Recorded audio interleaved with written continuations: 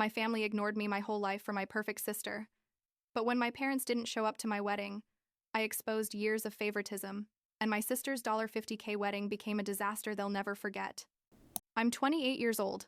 I work in accounting for a mid-sized company, and about 6 months ago, I married the love of my life after 4 years of dating. But my parents and my sister didn't come to my wedding. And when I say they didn't come, I don't mean they had an emergency or something justifiable. They just decided not to show up. Just like that. And that was basically the straw that broke the camel's back after a lifetime of being invisible to them. I guess I should start by explaining what it was like growing up as the daughter no one really wanted to look at. My sister, Madison, is 26 years old. So, like 2 years younger than me. And for as long as I can remember, she's been the apple of my parents' eyes. It's not that I'm exaggerating or anything like that. Literally my whole life I've been the middle child. Well, technically I'm the oldest, but it feels like being the middle one because Madison has always taken up all the emotional space in the family. She's what people would call conventionally attractive, tall, thin, that kind of beauty that makes people turn to look at her when she walks into a room. And she's also successful in business. She has her own digital marketing company or something like that that's doing really well. I, on the other hand, am, let's say, ordinary. And I'm not saying that to get pity or anything. It's just a fact. I'm average height, average weight, average face, and I work in a cubicle doing spreadsheets all day. My parents have never said it explicitly, but it's always been obvious that Madison is their favorite, like since we were kids. I remember when I was about 10 years old, and Madison was 8. I had gotten straight A's on my report card.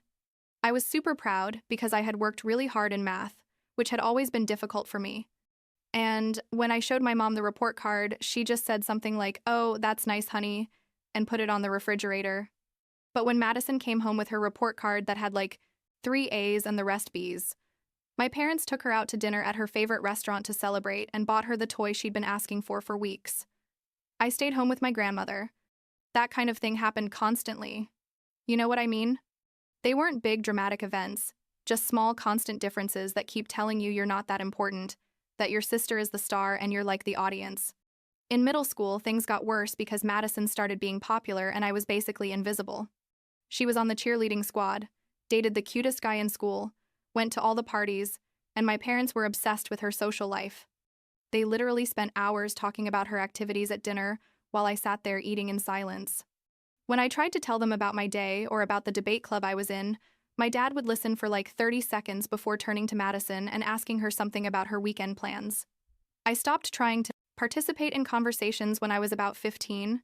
I just ate quickly and went to my room. What makes all this worse is that Madison wasn't just the favorite, she was also cruel to me. Not in obvious ways my parents could see, but with those passive-aggressive comments that destroy you little by little. She'd say things to me like, "Oh, Rachel, not everyone can be naturally attractive. I guess your personality is what counts." Or when I gained weight even a little bit, she'd comment at dinner things like, "It's so hard to stay in shape. I don't understand how some people just give up." And my parents would laugh or nod. They never defended me, never told her to shut up. Once, I think I was about 17, Madison asked me in front of the whole extended family at Christmas if I'd ever had a boyfriend, knowing perfectly well I hadn't. And when I turned red and didn't know what to say, she said something like, "Don't worry, your special person will come someday. I'm sure," with that condescending tone, "that makes you feel like trash." Everyone laughed, like it was adorable. College was a break because I went to study in another city. But even there, my parents found ways to remind me that Madison was their priority. They called like once a month to ask how everything was going, but they talked to Madison almost every day. I know because she made sure to mention it when she called me to brag about something, like, "Oh, Mom and I were talking yesterday about my new internship," or "Dad is helping me look for an apartment."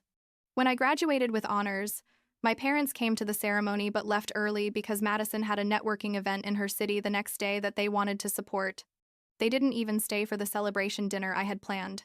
It was pathetic, honestly. Being there with my friends who had their whole families celebrating while I tried to explain why my parents weren't there anymore.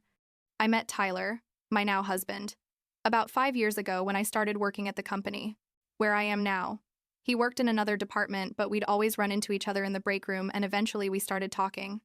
He's one of the best people I've ever met. Honest, kind, funny, and most importantly, He really sees me, you know? He listens when I talk, remembers small things I tell him, makes me feel like I matter. We started dating about 6 months after we met, and from the beginning it was different from any relationship I'd had before. For the first time in my life, I felt like someone had chosen me. Not because they didn't have options, but because they genuinely wanted to be with me. When I introduced Tyler to my family after a year of dating, the difference was brutal. My parents were polite, but clearly not that interested. They asked the typical courtesy questions about his job and his plans, but there wasn't that real enthusiasm, you know? After dinner, my mom said something to me like, "He seems like a nice guy. Rachel, I'm glad you found someone." With that tone that basically means, "I didn't expect you to get a boyfriend, but good that you managed it." When Madison introduced her boyfriend like 6 months later, my parents organized a complete formal dinner, invited the whole extended family. My dad even brought out his special wine that he saves for important occasions. It was like watching two parallel universes. Tyler noticed the dynamic immediately. He's not stupid. After a few months of knowing my family, he asked me directly if my parents had always been that cold to me. And when I told him the whole story of favoritism my whole life, he was genuinely angry. He told me my family was toxic and that I deserved much better, that it wasn't normal for them to treat me like I was invisible. It was the first time someone validated what I had felt my whole life, because I had always thought that maybe I was exaggerating or being dramatic or jealous like Madison always insinuated. But Tyler saw it from the outside and confirmed that no, there was definitely something very wrong with how they treated me. We got engaged about 2 years ago. It was super romantic. Tyler planned this whole elaborate thing in the park where we had our first date, and I was thrilled. I called my parents to tell them, and their reaction was lukewarm. Like, "Oh, how nice, Rachel. Congratulations. When are you thinking of getting married?" But without real emotion. They didn't ask details about the proposal, didn't ask if they could help with anything. Nothing. Madison sent me a text message that said, "Congratulations, sister," with a generic emoji. That was it. We decided to have a small engagement party, just close family and intimate friends, and that's where Tyler finally saw the full level of the thing. During the party, my parents practically ignored Tyler and me. They spent most of the time talking to Madison, who had brought her boyfriend, and they kept making comments about what a beautiful couple they made and when it was going to be her turn to get engaged. At one point, my dad even toasted, saying something like, "To Rachel and Tyler," and "to life's surprises," which was super weird and condescending. But the worst came later.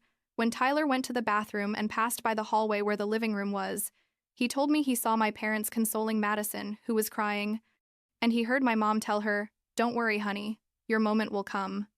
I don't understand why Rachel is getting married first, but that's how things are sometimes.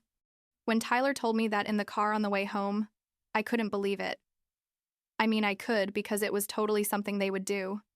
But the audacity of consoling my sister at my engagement party because she was upset that I was getting married first was a new level of nerve. Tyler was furious. He wanted to go back and confront them, but I just wanted to go home and forget about everything.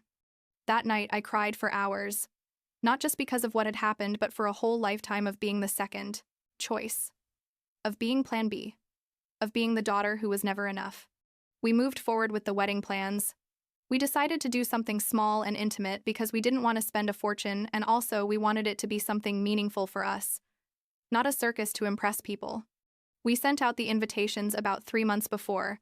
Nice, formal invitations that cost like $500 for 60 people, obviously including my parents and Madison. I hired a nice but not extravagant venue, a small garden on the outskirts of the city, arranged the catering, the music, the flowers, everything. Tyler and I did most of the planning alone because my parents never offered help, neither financial nor logistical nor anything, which honestly didn't surprise me anymore. The wedding day arrived, March 12th of this year, and I was nervous but excited. We had confirmed attendance with all the guests, including my family. Tyler had his parents there, his siblings, his cousins, his whole family was super excited and had welcomed me with open arms from the beginning. I had some cousins on my side that I have a good relationship with, a couple of uncles. But when the ceremony started and I looked toward the seats, my parents weren't there. Madison wasn't there. I stood there frozen, waiting for them to show up, thinking that maybe they were delayed in traffic or something, but they never came. I had to make the decision right there whether to continue with the ceremony or wait, and I decided to go ahead because I wasn't going to ruin the day for Tyler or all the guests who did take the trouble to come. The ceremony was beautiful. Tyler cried when I said my vows. I cried too. But there was this cloud of pain over everything, because my parents' absence was so obvious. People kept asking me where they were, and I didn't know what to say. I just said they couldn't come and change the subject quickly. Tyler's family was incredible. Tyler's mom hugged me after the ceremony and told me that now I was part of their family, and that I would always have their support, which made me cry even more. And the next day, after processing the situation a bit, I called my mom. She answered on the third ring with that casual tone like nothing had happened. I asked her directly why they hadn't come to my wedding, and you know what she told me? That they never received the invitation. Just like that, she blatantly lied, telling me they never got any invitation and that if they had known, they obviously would have gone. I was in shock. I literally couldn't form words for a moment because the lie was so obvious. I told her that I had personally sent the invitation with tracking and delivery confirmation, that I had the receipts and everything, and she just said, "Well, I don't know what to tell you, Rachel. Nothing ever arrived here." I hung up the phone and started looking for the shipping documents because I needed to confirm I wasn't going crazy. And there it was. The delivery confirmation, signed by my dad at my parents' address, dated 3 months before the wedding. I took a photo of it and sent it to my mom by message with a text that said, "Dad signed for this invitation 3 months ago. Please don't lie to me." She never responded to that message. My dad called me about 2 hours later and told me I was being very dramatic, that probably the invitation got lost among the mail and they forgot about it, that they didn't have the date noted on the calendar and that's why they didn't go. I asked him then why they didn't call to confirm the date, why they didn't ask anything about the wedding in the previous months, why Madison didn't go either. He got defensive and basically told me to stop looking for problems where there weren't any. It was at that moment when Tyler told me what he had seen at the engagement party. I had told him about it before, but I hadn't really processed the implications until that moment. My parents didn't come to my wedding because they were upset that I was getting married before Madison. That was the simple and painful truth. It wasn't about a lost invitation or a calendar misunderstanding. It was a deliberate boycott of my wedding because it didn't fit with their narrative of Madison being the perfect daughter who does everything first and better. And the sickest part was that they didn't even have the courage to admit it. They preferred to lie and make me doubt my own reality. I made the decision right then and there to cut contact with them. I sent a message to my mom telling her I wasn't going to communicate with them until they were ready to be honest about what happened and why they really didn't come to my wedding. I blocked their numbers for a while because I needed space to process everything. Tyler supported me completely. He told me he had seen enough of their behavior to know I was doing the right thing by setting boundaries. The first few days were difficult. I'm not going to lie. Because despite everything, they were still my parents, and part of me wanted things to be different. For them to somehow show me that they did care.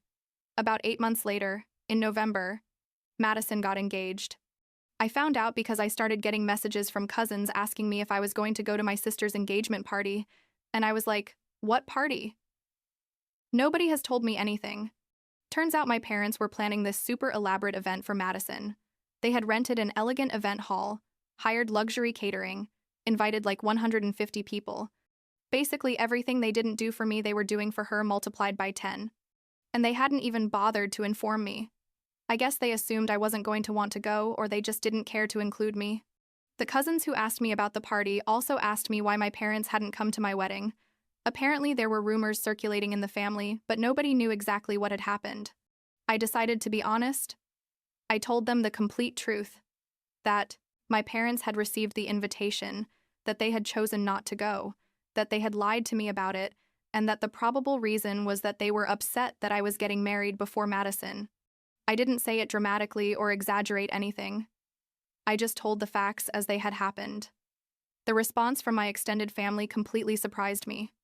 Several cousins called me to tell me they had always noticed the favoritism toward Madison, but had never said anything because they didn't want to get involved in family drama, but that what my parents did to me at my wedding was unforgivable. One of my uncles, my mom's brother, told me that he and his wife had decided not to go to Madison's engagement party in solidarity with me. Other cousins started doing the same, like a collective boycott without me asking for it or expecting it.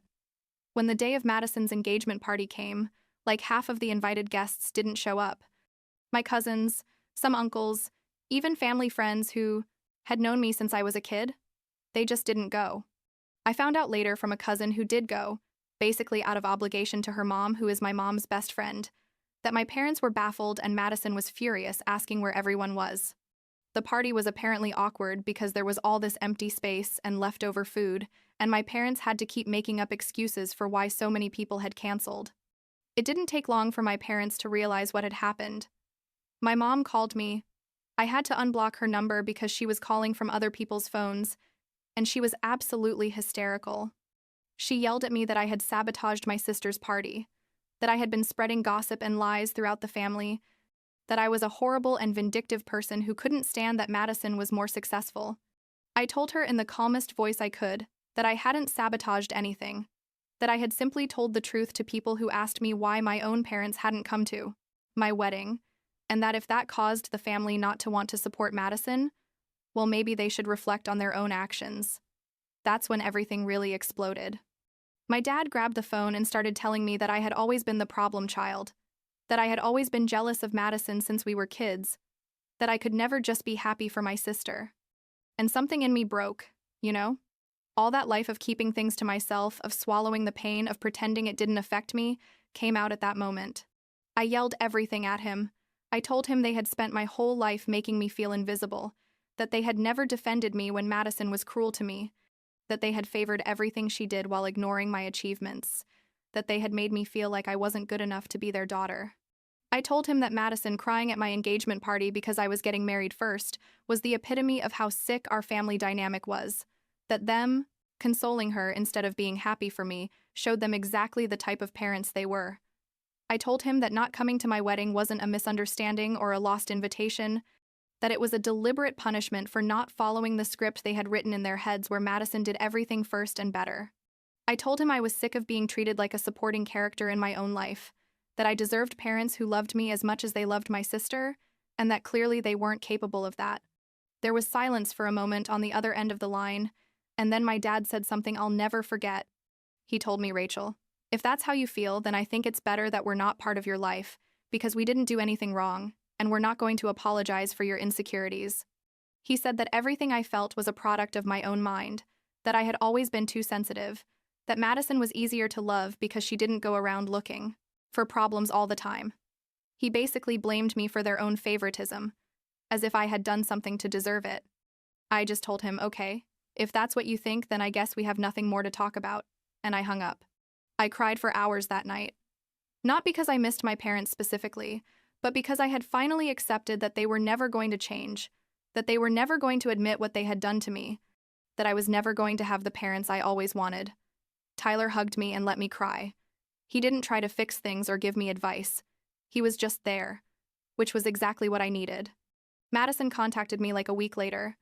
She sent me a super long text message basically saying that I had ruined her engagement, that the family was treating her differently now, that I needed to clarify things and tell everyone I was lying. I responded with a super short message, something like, "I'm not going to lie about what happened. If you want the family to think differently, ask our parents to admit the truth." She responded with like 15 messages in a row full of insults, calling me bitter and jealous and pathetic, saying that I had always been envious of her, that I couldn't stand that she was prettier and more successful. Then Madison tried to contact Tyler. She sent him messages through LinkedIn and even called his work cell phone, which I don't know how she got. Tyler told me that she basically told him I was destroying the family with lies, that he should convince me to apologize, that if he really loved me, he would make me fix things. Tyler was super direct with her.